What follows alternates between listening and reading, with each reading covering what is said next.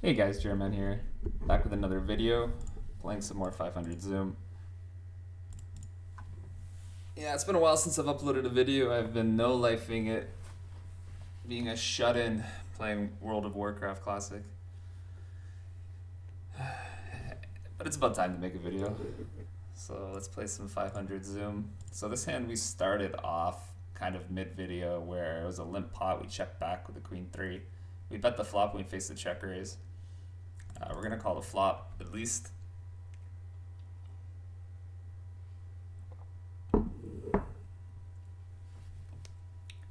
If we were ever going to fold a 3 on the flop, it would be a hand like 9-3 or 6-3, I think.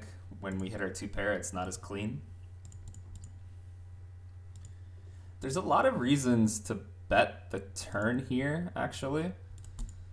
For small, even though I rolled low, I think I just like betting the turn for small. Most of his range after he bets the flop is now, and then checks the turn, is now overcards. And a lot of our range after we bet call the flop is an 8. So it's not like we're not protected in our bet. I'd rather check back a 7 than a 3 anyways, because he does have some slightly less protection needed. Because he does have some hands like, I don't know, maybe king 6 of clubs that might check raise the flop, for example. Very small pool running right now. No normal games running either. Yeah, actually no, there's 1-5-10 running with all rigs. Okay.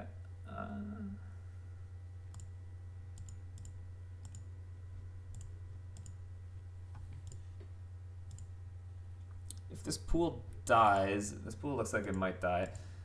If it does, we will try to add on a normal table of something. So the king 7 suited on 77, we're gonna 3-bet button versus cutoff.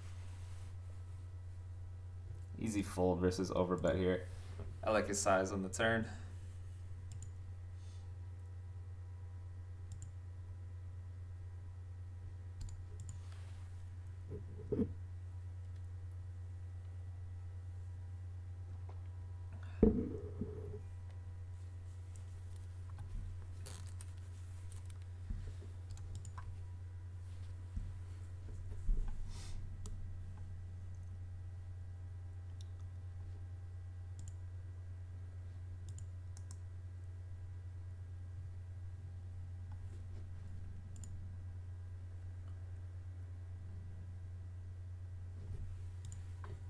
Yeah, we're not even filling tables for 2 tables.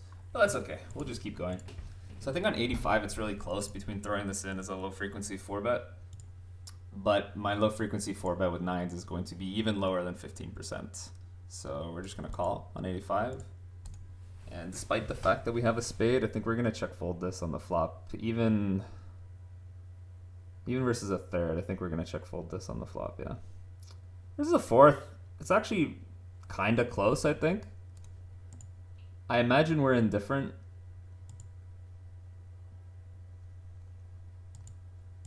But I think, yeah, I think now we actually peel.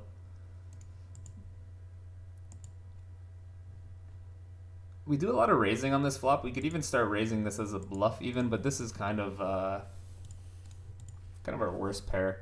One of our worst pairs for raising, I mean. Weird spot. So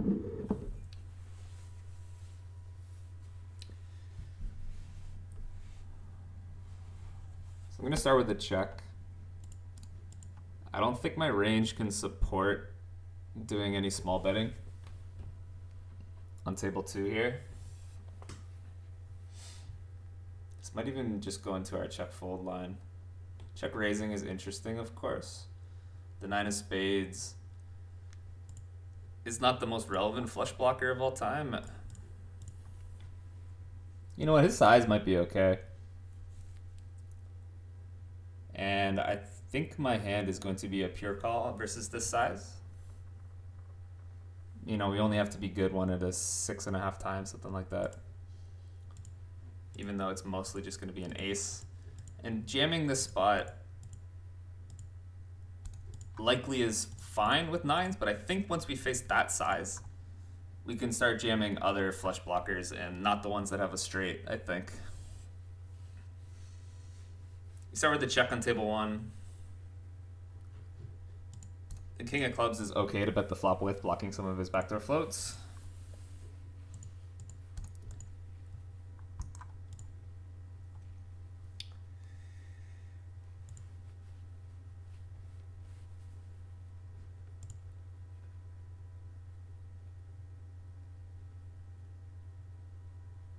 So I need to bluff sometimes on table one.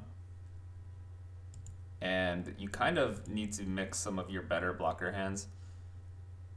I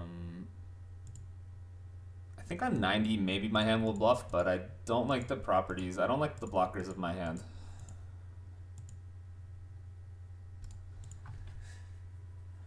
Yeah, that's unfortunate. I think he's supposed to bluff that one also. We're not checking the river because we have any sort of showdown value. Even though, considering he just checked back fours, maybe he would check back king, queen, though, clubs as well. Not clubs, spades rather.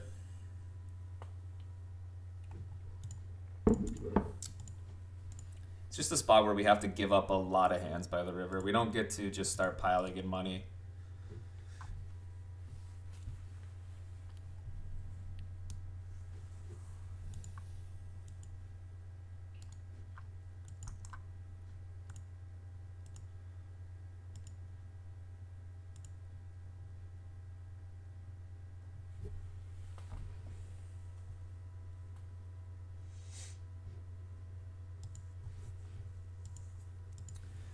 Seems a little crazy, but I think I'm already going to fold this flop here on table two, specifically 9-8. This one might be a small mistake.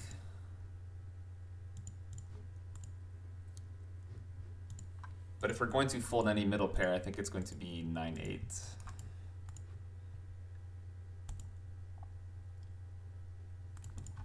In these positions, king, queen suited is going to be a decently high frequency 4-bet.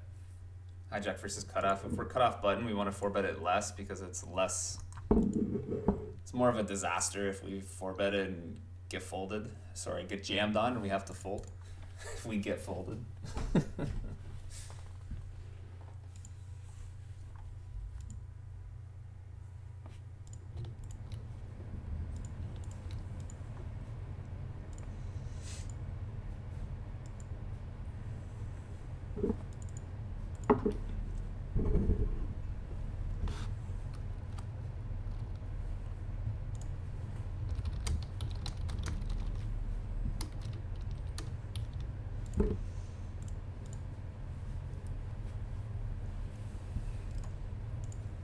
Table one's a very high frequency checking board for the small blind. And for us, we do get to have a decent betting frequency. Now 10-9 will check back sometimes, it will bet sometimes. A 9 is a very strong hand on this board. In a spot where we're relatively protected anyways. But checking back 10-9 makes a lot of sense as well. We don't need protection versus hands like king 10 off, ace 10 off that might otherwise fold if we bet the flop. So we don't mind letting some of those hands see a free turn card.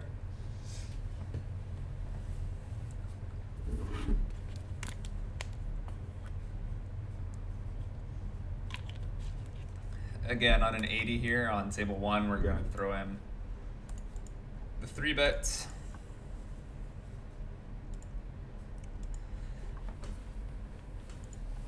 These kind of middling king X suited will get in here low frequency and then fold versus the 4-bet. It's actually really close versus a small 4-bet size. Versus that size, I think we'll fold.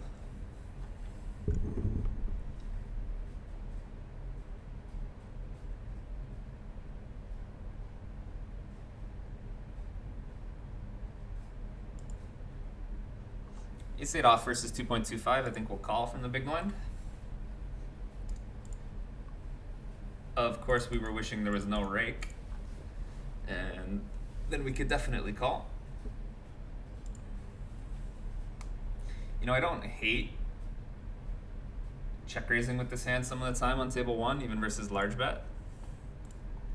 And on a 93, we will 3-bet. But we're going to fold in table 1. In general, the larger bet size you face in the flop, of course, the more you're allowed to fold. So if you do 3-bet 8s, blind versus blind, it's not to fold. If you want to play a strategy of not 3-betting these types of hands from the big blind, that's fine as well. I personally don't think it's a big deal either way. So he should be betting range. You know, there is some incentive to start raising the flop, but more so I think it's better to just play no raises as the big blind.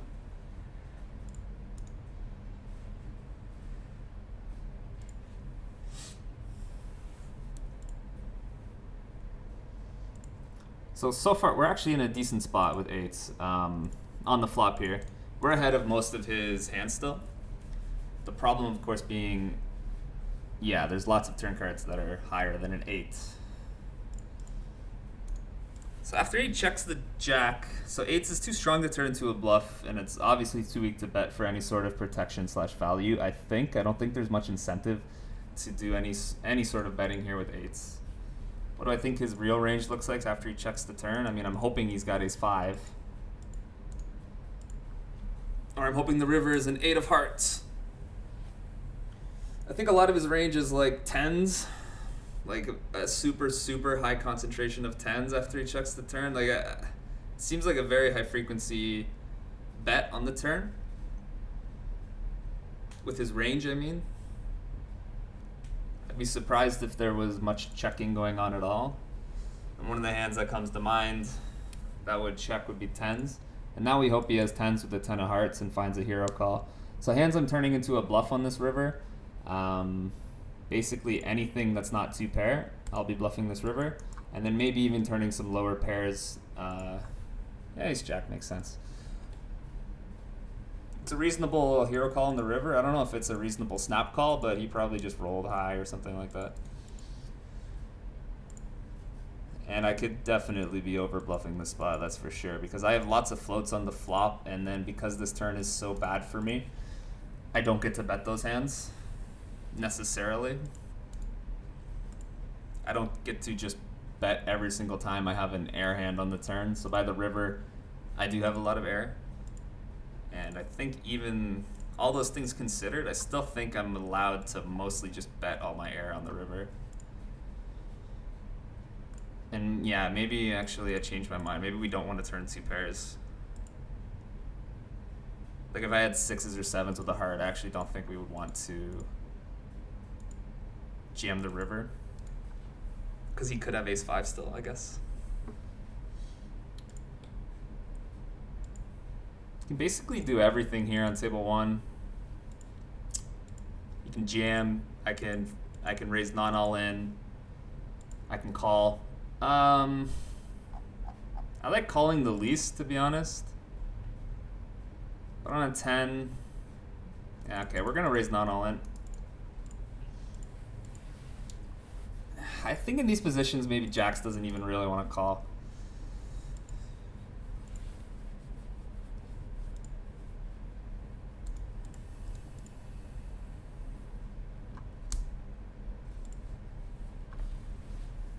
I think I would just roll there between all-in and non-all-in raises with jacks specifically. I don't see a lot of reason to call jacks, even in position.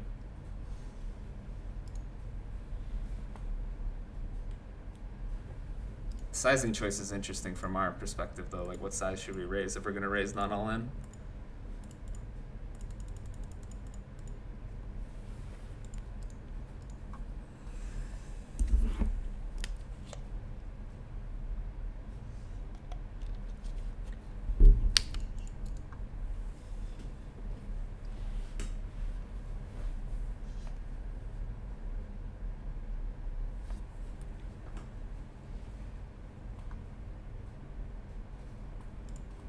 was gonna say if this guy calls, I think I'm gonna overcall the small blind with sixes.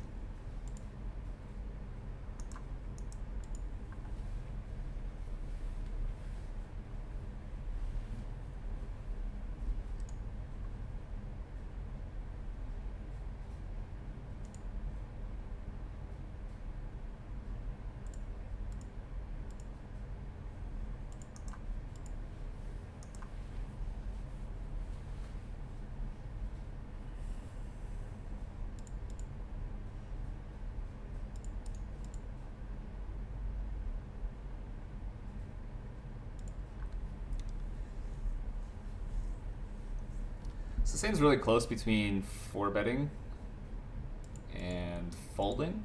I think on 83 I'm going to 4-bet this hand.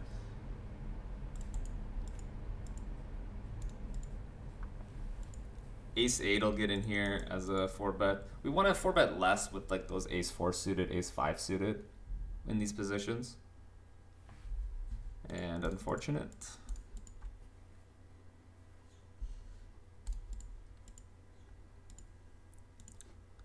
I see some charts that don't 4-bet this hand. I see some charts that do 4-bet this hand. It'll depend on the raise size. It'll depend on a lot of different factors. You can't really go too wrong 4-betting a suited ace in position.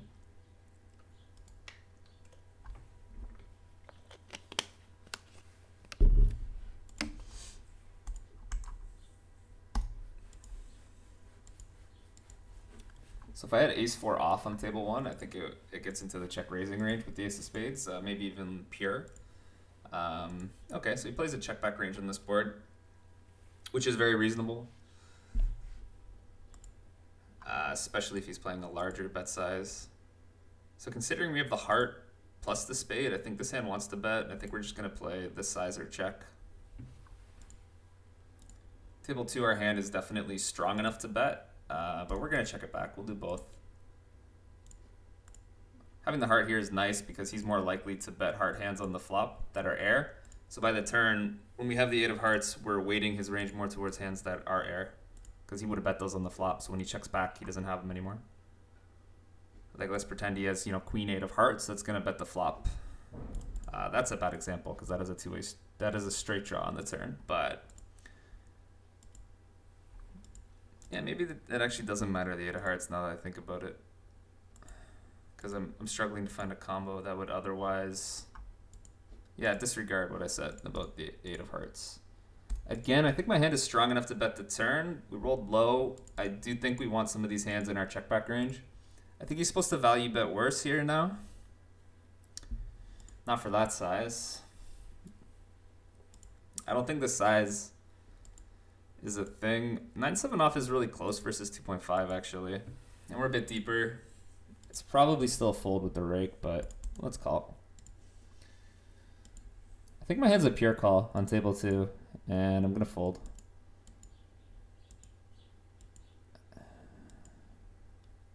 That's never a good thing to say, is it? This hand's a pure call, I'm gonna fold. So we roll 100, which means that if I do think this hand wants to raise, we should raise it. I think we want the 7 of spades. I don't hate mixing in some raises with some 9x and 6x, but I think it wants to be spade oriented. We don't raise this flop very much in position. Turn is interesting on table 1. Not with my hand. I think my hand is approaching a pure check back. I think that it's an interesting spot. In that I think we want to do a lot of huge overbet or check.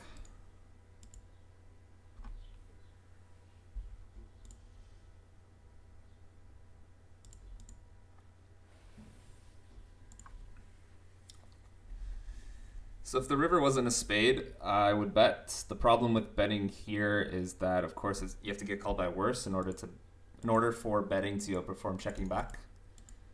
And he does have these hands to call us with worse, but he also has other hands that are check calling that are better than us. Not to mention we chop with every 9, which is fine because we have the low kicker. So there's less worry about being outkicked. But of course we give him the strategic option to check raise us if we bet this hand, so.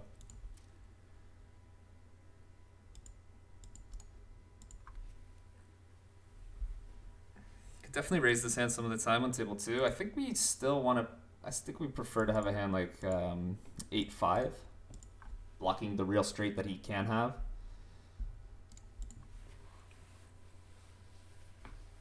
And if he checks, we have really bad blockers.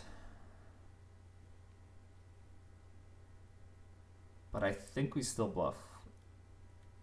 At least we don't block spades that can check fold. We have bad blockers in the sense that his check folds will be hands like 8-9 himself. We'd rather have a hand like Jack 5 or Jack 4 to bluff the river, I think.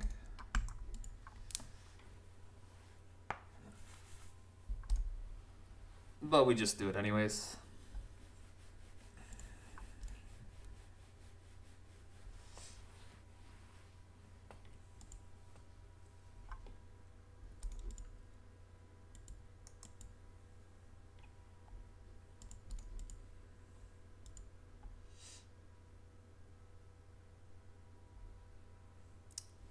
Seems like a table where I'll open the king 10 off on a high number from the hijack. Table 2, we're going to play a 4-better call with this combo.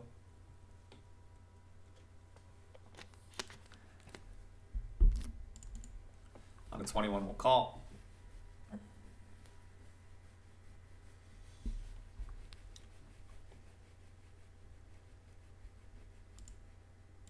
I don't hate betting this king high here on table 1, hijack versus big blind. Normally, you know, king high wants to be a decent portion of your check back range. But here, this king high is pretty bad, and getting him to fold a hand like king jack or king queen is not even that bad. And we just have the easiest fold of all time. That's another reason why betting this hand is not too terrible. It's not, I think this hand will bet, actually, even on a 3. No, maybe not. Maybe not on a 3, actually. So the worse our hand is, the more we want to bet it here, I think, on table 2. This hand's pretty bad with these positions.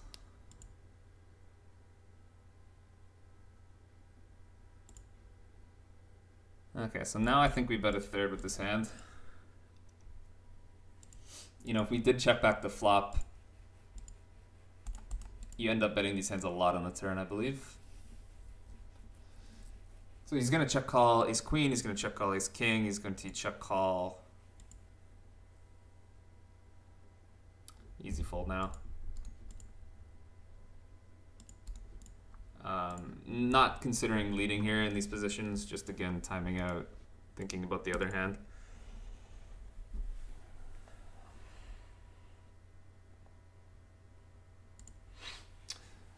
So my hand on table 1, of course, really wants to overbet, but I think on a 6 we'll go for the check raise.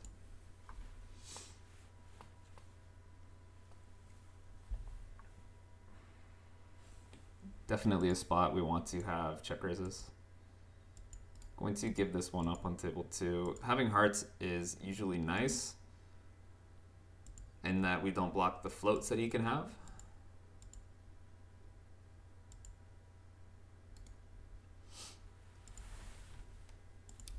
Yeah, interesting line here from Yusuf. He's basically, when he overbets the turn like this, he's saying I have the types of hands that I want to bet are strong enough to overbet, so I'm going to go for an overbet. He's saying basically like I don't want to bet ace 4, I don't want to bet ace 3. I'm betting like ace jack plus, so therefore I'm going to go for the overbet. I don't think it's actually the best strategy here, although he could just be splitting. And if he's splitting, yeah, maybe there are some hands that want to do it. Interesting spot here with the straight flush. I really have no idea what to do, but I think we're going to go all in with the straight flush. If I check, I don't think he's going to go all in with like ace king with the ace of spades, so yeah. Actually, I think I'm going to block. I think most of my range wants to block. Obviously, this hand wants to go all in, but I think the vast majority of my range on this river wants to block because it drastically changed the board. We roll a call here with jacks on table 2. it drastically changed the board, and a lot of our hands aren't strong enough to go all in now. So let's say we did have a set, or we do river like an 8x straight. We can't just go all in.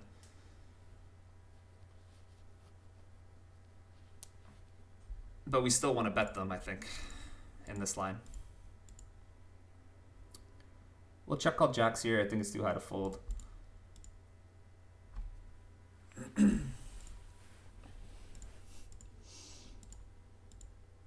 I see some merits. Some merits for betting the turn ourselves, not with my hand, but in general, but I don't think it's a thing. I don't think that ever happens.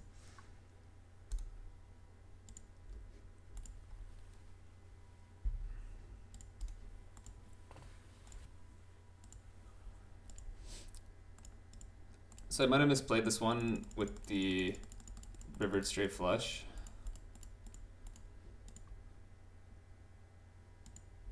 This is really close, actually. I don't think we want the jack of spades. I don't think we want the jack of spades there. Interesting spot. I don't like his size on the turn, I think. Okay, we'll open the 8-9 suited.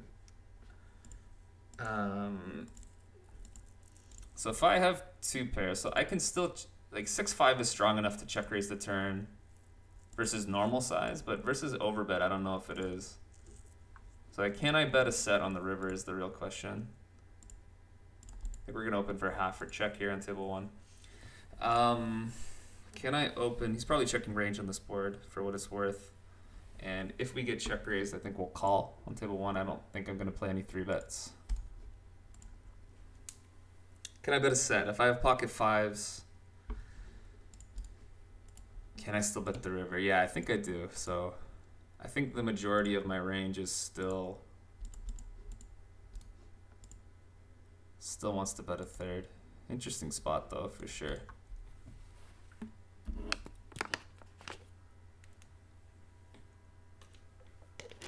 Not even mention like what does my combo want to do?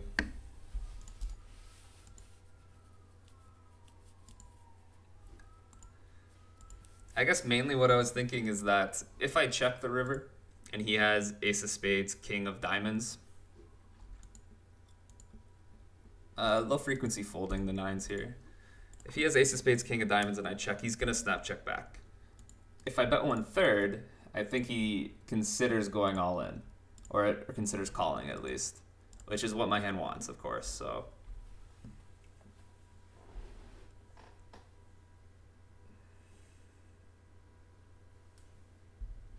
When I have these two cards and I check, I think it's too likely that he has an ace to check back, basically, is what I'm saying. And because there's so little stack depth remaining and relative to the pot size, I'm not really worried about defending my checking range by having the nuts in my checking range. We can just check call other hands. You don't need the nuts to beat his bluffs.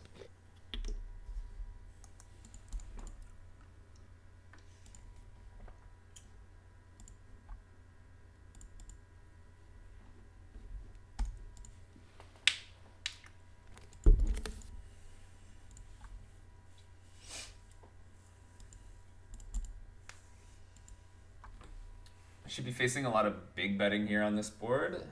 Depending exactly how big he goes, there's maybe a chance we fold, but mostly we're just calling. Okay, and when I see this size, it means one of two things. Either he's splitting, so he has some small bets and some big bets, or this is his only size. If it's his only size, he can bet range on this board. If he's splitting, then I think fives performs decent versus the split. This is actually really close on table one. I'm going to fold with the heart. I would call. I don't know. I don't like folding a pair blind v blind.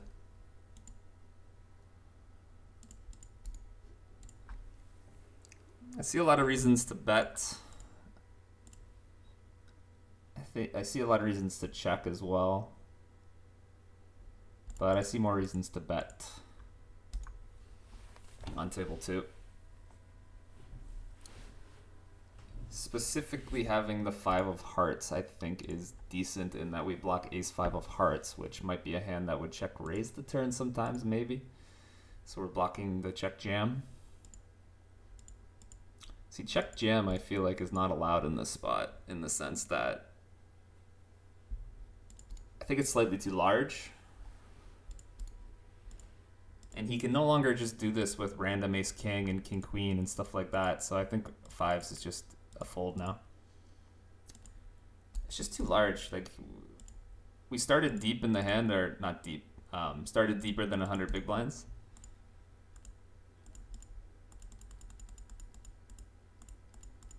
And if we know that he's going to play only check jams on the turn, then I would like checking back 5s more than I like betting it. But this deep, I don't think he's supposed to check jam the turn. So when we have 5s and we bet, it sucks. Because he jams and now we have to fold. We folded a hand with an insane amount of equity. It still might not even be a fold, by the way. Versus the jam, I just think that he's not allowed to do this with 2 overs.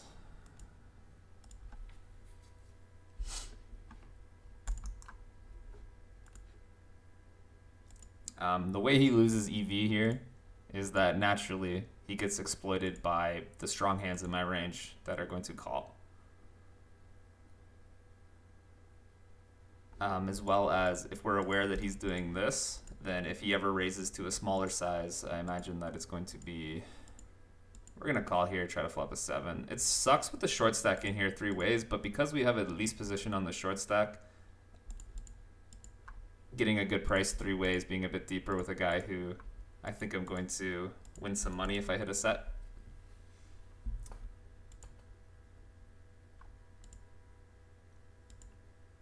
I'd rather be heads up though than have this guy in here, I think. Because heads up, at least we have some maneuverability.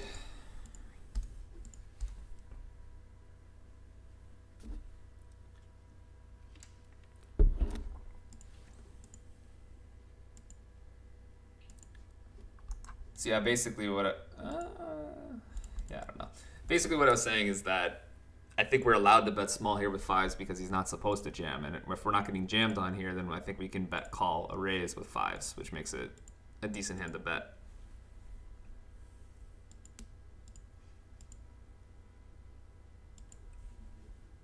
So both options here on table 1.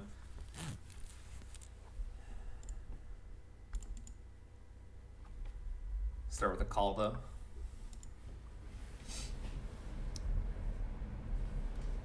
I think if I had queen jack on table 2, I would go all in, and then I think with king queen, calling is fine.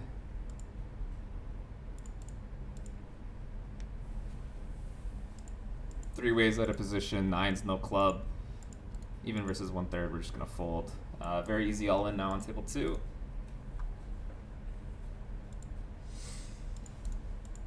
He does river some bluff 9x to hero calls with, which is nice, but mostly he's just check over folding the spot. It's supposed to go bet fold mostly.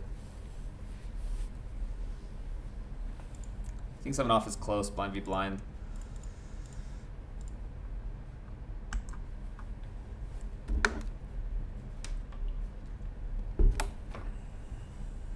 You don't fold much versus a 3rd, but I think these are the types of hands that do get into the fold.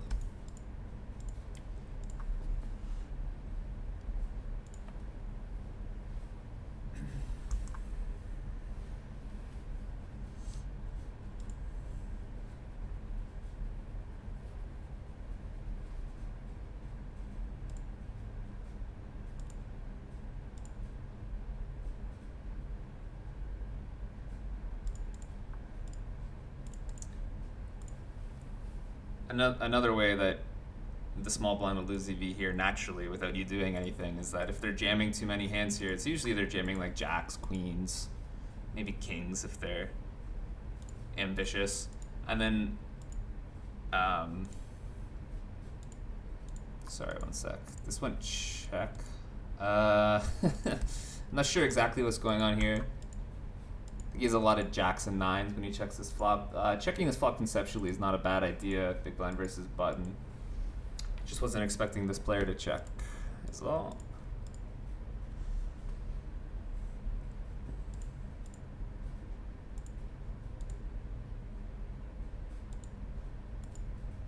So yeah, when he goes all in for this size, that means that if he has any other raise size, it's going to be...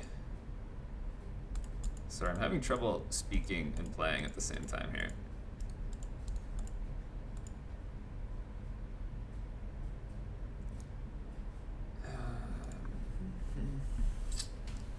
Yeah, another annoying fold spot here on table 1, I think. I think we need the heart to continue there.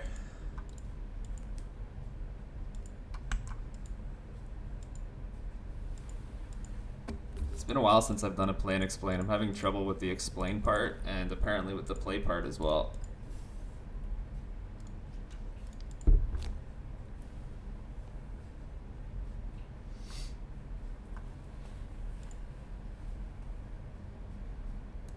I'll open this versus the recreational and the big blind.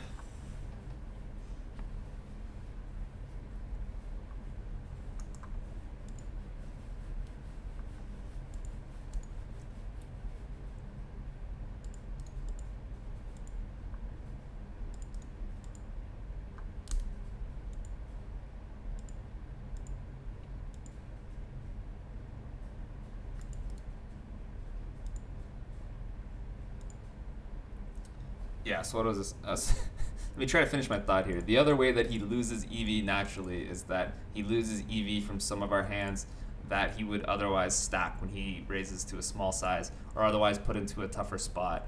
Where here, we have a lot of hands that are not put into a tougher spot. I think, again, like this is all guesswork because we started a little bit deeper and I'm making a lot of assumptions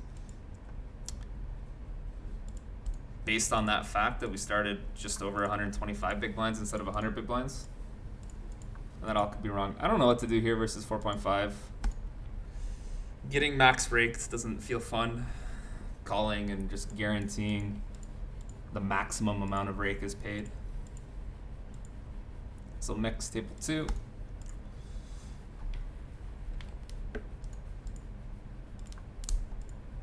To be fair though, the rake max is reached pretty quick. $3, 5%. Yeah. So it doesn't necessarily guarantee the max right away there, but approaching max. Anyways. 2s you can even fold from the cutoff sometimes. With the blinds being the blinds, I'm gonna open it.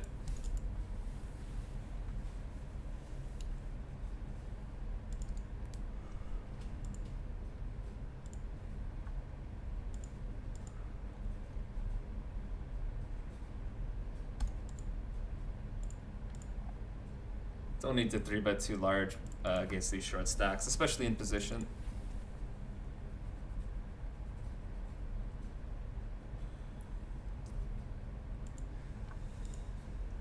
Don't really see a reason to check on table 2. I think I have a very comfortable bet fold, and I think just in general we get to do a lot of betting here, more so if we're deeper. Because now when he's this short, he's more comfortable stacking off with a hand just like ace-jack of spades, for example, on the flop. But I just have a very easy decision across every turn and river after we bet the flop small and he calls.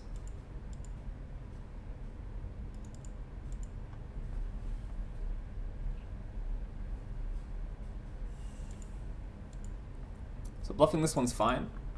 I am not going to bluff this one versus this player.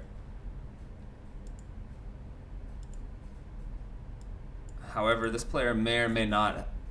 I don't think he snap checks when he has 4s or 5s or 6s, 7s without a diamond if he even calls them on the flop. So yeah, I'm going to check it back. Gonna bet table 1.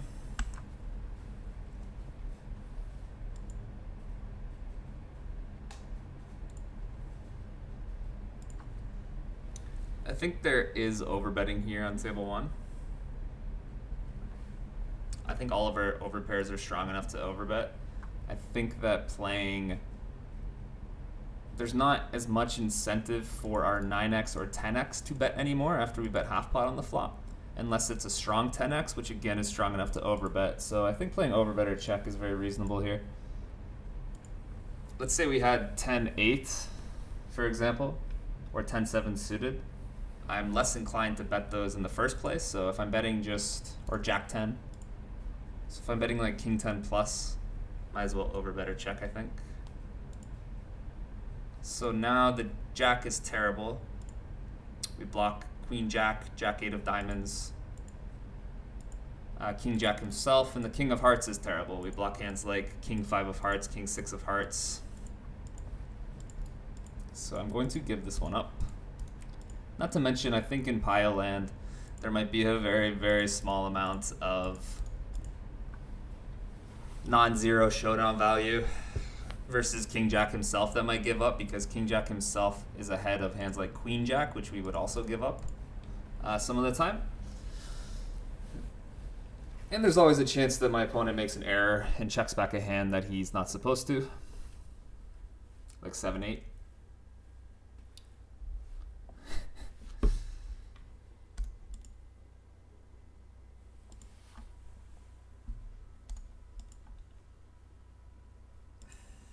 I'm almost tempted to call here, to be honest, but I'm not going to.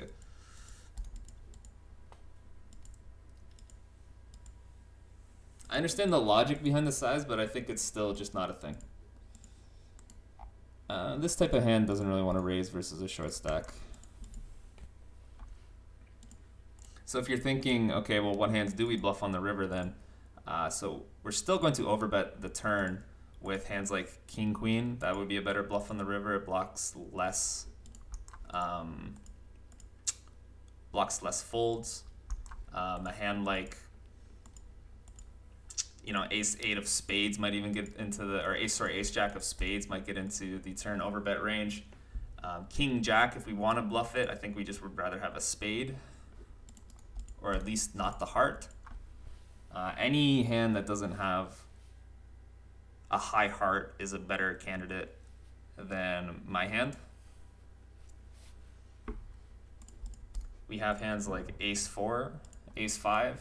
We have even Ace 5 off and Ace 4 off to choose from.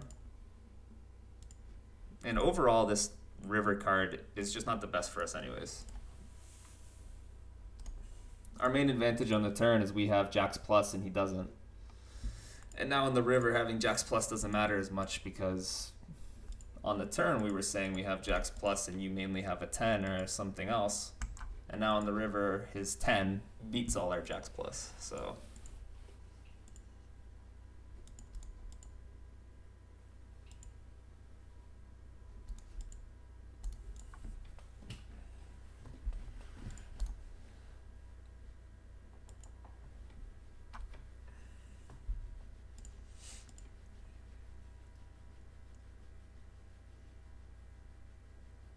I guess my point is I'm not super concerned about check overfolding in this node to begin with. I think that's what you're supposed to do, is check overfold.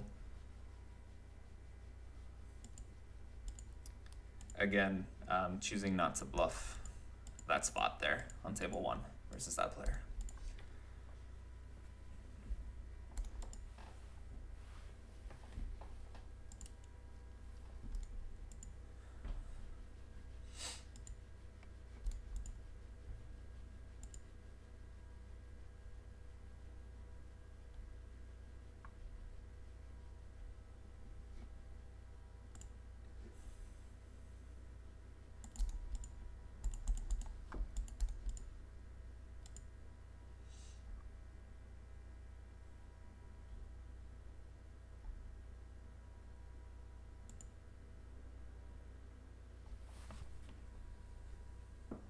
Not quite strong enough to ever consider doing anything on table 1. We would need a backdoor flush draw there. So Ace 5 suited will be a cold 4-bet some of the time in these positions, even versus this nonsense. But I think on 55 we're going to fold. Jack 8 off is a mix for me, small blind.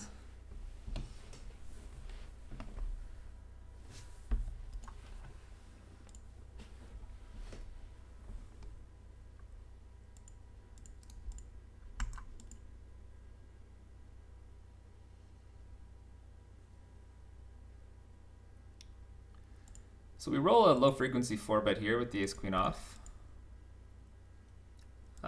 Actually, No, I think my 4-bet percentage with Ace King wants to be even lower than 18%.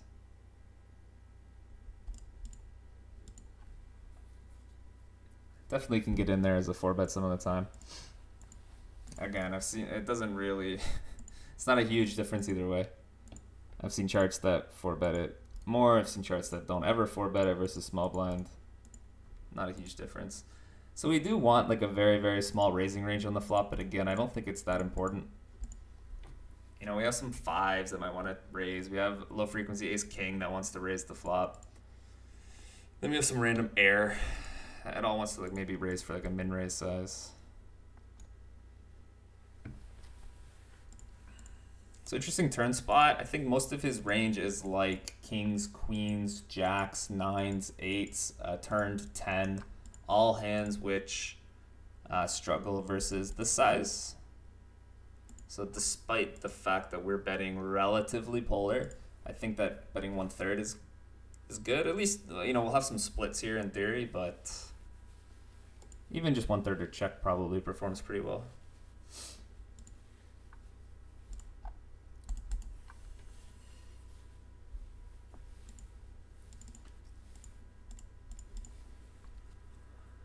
Oh yeah, Mini Winnie had a name change, I think, so I lost my color code, I guess. You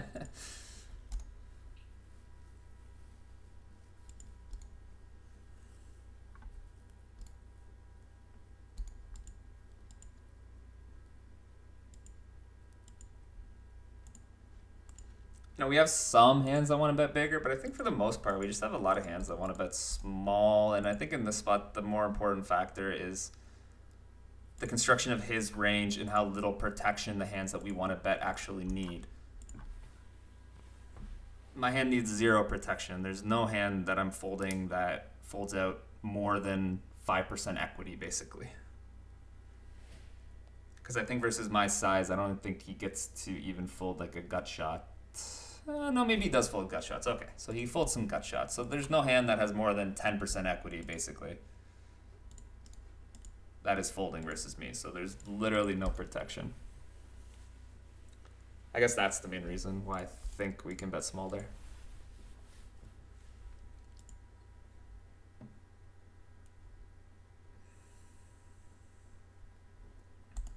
This hand's a mix, small blind versus under the gun. I think versus this guy, I'm just going to pure 3-bet it.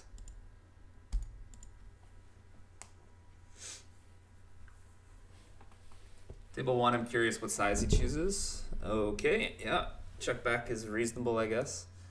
Versus this guy, I almost want to peel the ace queen off, even though in these positions it is just a pure fold.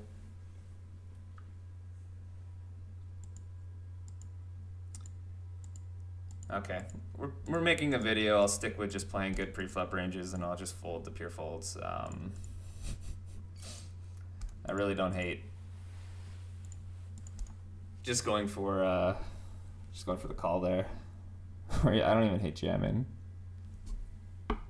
Wouldn't mind jamming. Yeah, I think his size is fine on table 1. Paired boards, check, check. Or if the turn is paired, I think 1/3 of position performs well. It's difficult for our range to continue. Most of our range is air. I could see us having a very small leading range here. And I could see hands like this being into that leading range, as he will have a lot of check backs that aren't a queen. Yeah, I could see that. Honestly, I feel like people station the spots so much, though. Like, I lead and I just get stationed by king high. Good spot to lead with a queen, I think. Or a flush. Who knows, though? Who knows, right?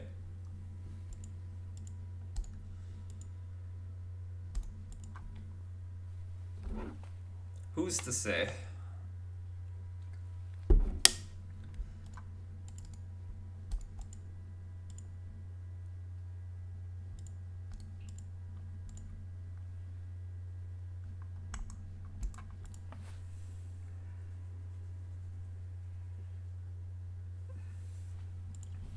So high frequency checking board here on table 1. We are allowed to bet some of the time, and it's reasonable. So versus these two opponents, I have a very happy ace king off, get it in here.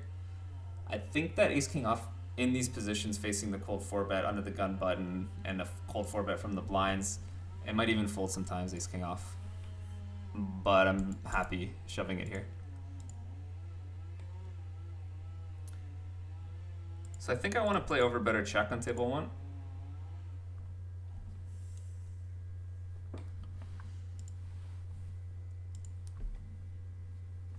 I don't want to go too big though because it's still very dynamic and otherwise it kind of just screws my range for future streets. A very small betting range in total percentage wise, but I think we do want to go big when we want to bet. I could just be severely misapplying, and I think I'm going to give up the river, not because I think I have showdown value. I'm not giving up because I hit a 5. More so that I don't like the other side card that I have. Or actually both cards. I don't like either card there. To bluff the river.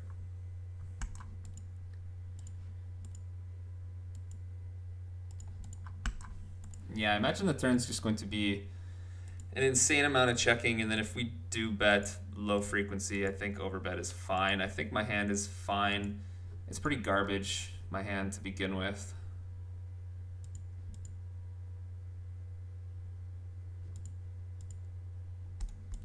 Yeah, this one might be a mistake. Might be a mistake combo choice wise. It might be a mistake sizing wise. Could even be a mistake river wise. I don't know, but I have a feeling that the river is the okayest part of the hand, giving that one up.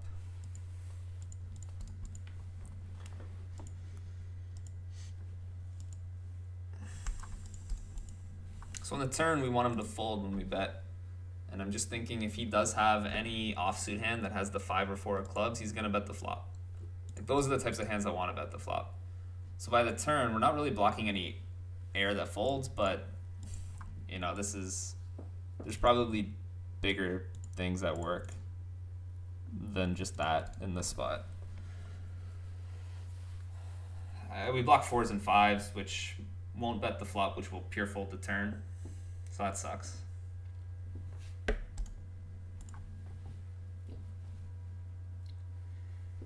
Maybe we fold an ace already on the flop, but not very often if we do. I'm going to say we don't. The 9's a very bad card for him, I'd say. He doesn't have much of a concentration in 9x after it goes 1/3 check raise big. Or check raise that size, I mean. I guess it's not that big.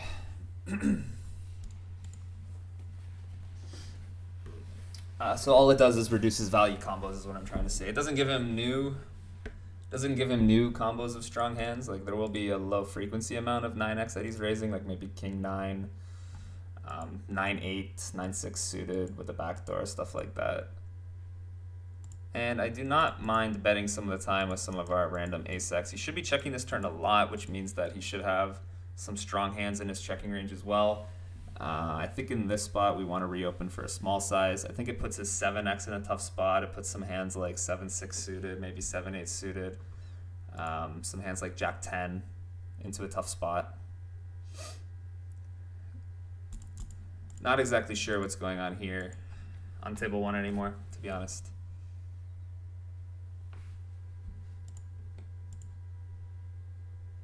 I think on 95, I'm just going to call him down. Like you got to call down some hands that aren't a full house here. You got to call down some hands that aren't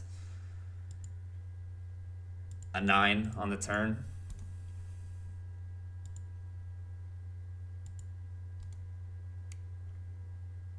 I think so. I don't want the 5, but then again, I don't think the 5 is the type of hand that is like check raising the flop that often. So he's got pocket 7s. Sure, he's got one combo of that. Maybe he bluffs some 7x on the turn that now that now can jam the river. But even that's kind of thin. Yeah, just going to call him down there.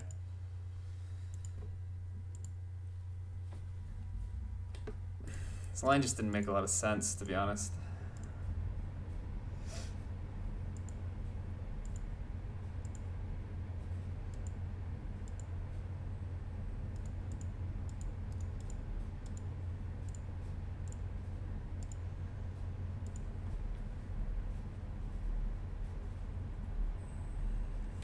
I don't think that's the combo you want to use to raise the turn anyways.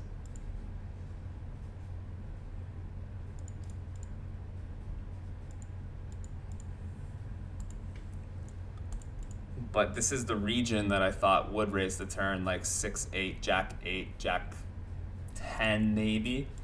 Less so 5-8, 5-6. So I was less concerned about having the 5 blocker, I think. I'd still rather have a 4 or a 3 or a 2. This is probably just a fold. But really, I just didn't believe him. Not the best logic, but when it works out, it's good, and when it doesn't work out, it sucks. Get a 4-bet here with the ace-queen off versus Winnie the Pooh.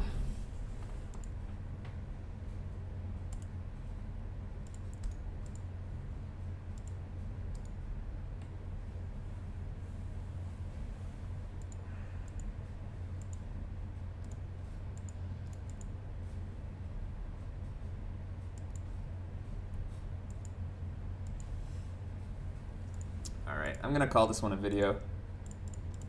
Went for just over an hour. Alright, yeah, that's it for this one, guys. Not too much action, but some interesting spots maybe. Yeah, I'll see you guys in the next one. Take care.